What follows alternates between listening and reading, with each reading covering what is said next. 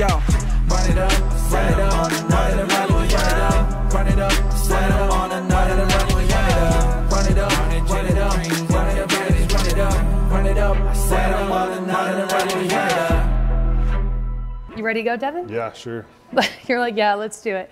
All right, well, Devin, you know, at the beginning of this football season, you were a name not many people knew about just because you were a walk-on. But in the last couple of weeks, it's safe to say you've kind of become a household name just because people have started to learn about your story. From going as an Army Ranger to a college football player, how would you describe this season for you? You know, it's pretty similar to the military.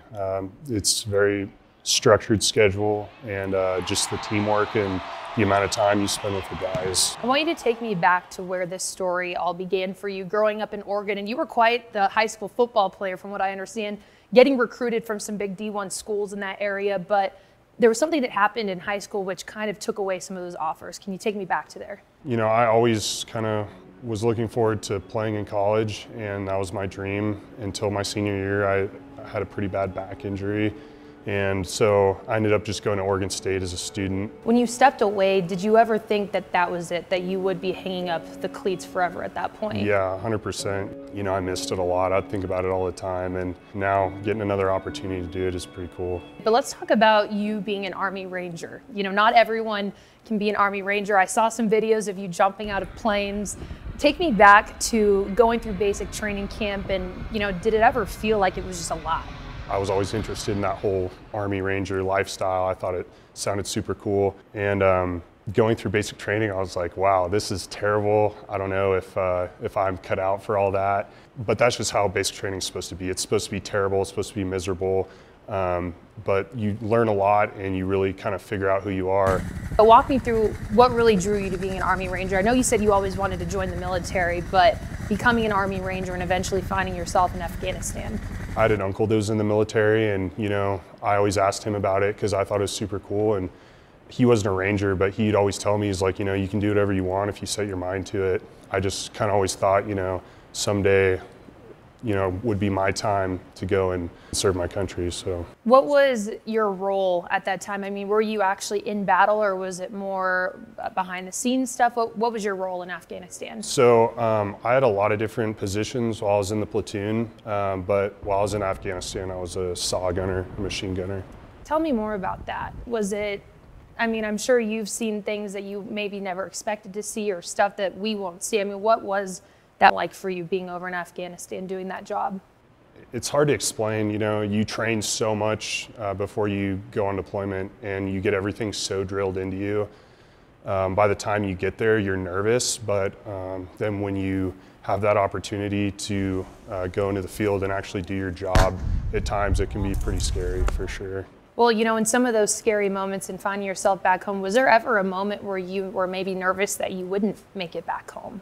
The times I was the most scared was doing any airborne operations, jumping out of the planes. That was the most frightening thing for me. And there's parachute malfunctions, there's you know, aircraft malfunctions sometimes it's not even you, sometimes it'll be the guy ahead of you or behind you that screws up, and you know, equipment gets tangled up in the aircraft before jumping out. So there's all kinds of things that can go wrong. You served several years and then you ended up retiring, and you found your way to Montana, specifically Bozeman. Never had been to Bozeman before. What drew you about Montana State and coming here? Because at that point, football was not even on the horizon. Yeah, so I actually had a friend who was in my platoon, and he got out before me. His name's Coulter Lund. I don't know if you'll watch this, but he moved out here. And you know, he told me it was awesome. The veteran program here is ranked pretty high. So I just applied and I got in, so I figured I'd give it a shot. Gave it a shot. You went to school here for about a year. You became a bouncer Yep. at Rockin' R-Bar, which it seems like all great stories somehow lead back to the R-Bar. Yep. Which is kind of how you got your recruiting to Montana State. Can you take me back to the beginning of this year when you met Taylor Housewright? I was working at R-Bar one night, and Coach Housewright just came up to me and was like, "Hey man, like, who are you?" And I was like, "I'm just a dude." And he was like, "Well, you know, you played football before?" And I was like, "Oh yeah." And you know, I think he went and looked up my highlight tape or something, and then he came back an hour later and was like, hey man, like, you know, would you be interested in trying to play? And I wasn't like quite sure if I wanted to do it.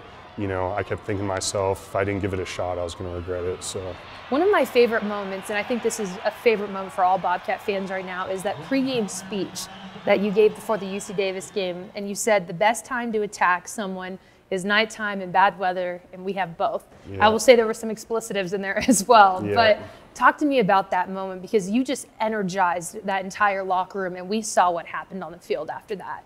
In the military, they teach you the best time to attack your enemy is nighttime and bad weather. But we got both. In my mind, I'm always thinking, when are the times that everyone else is going to be complacent? You know, it's bad weather and it's nighttime, but you know, that's when people don't want to be out here. That's when you really got to turn it on, because that's when you can take advantage of complacency. And obviously Veterans Day is on the horizon, and you know, these holidays, they all mean something different for us. For Veterans Day, I think of my dad, who spent 20, 30 years in the Navy. For you, you know, you served, you got to see all those things. What does Veterans Day mean to you? I think every day is a good day to honor veterans, and there's a lot of guys that did a lot more than I did and lost a lot more than I did. I think Veterans Day is just a good reminder, just, you know, for everyone to just remember what's going on in the military. There we go. Love it. Well, your story is so inspiring, so thank you for telling it, and happy Veterans Day. Yeah, thank you. Run it up, run it up, run it up.